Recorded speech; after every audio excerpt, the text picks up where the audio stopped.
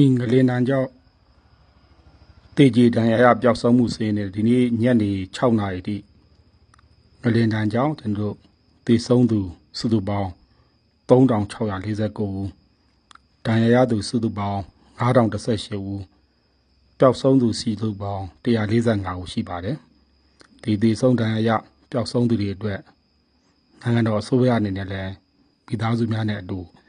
ထပ်တူဝမ်းနဲ့ကြေကွဲရပါတယ်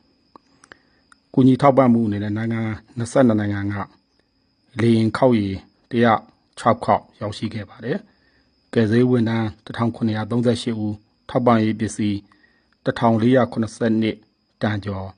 ကယ်ဆယ်ရေးပစ္စည်း1100တန်ကျော်ရောက်ရှိခဲ့ပါတယ်ကျွန်တော်ရခိုင်ကလည်းနိုင်ငံတွေ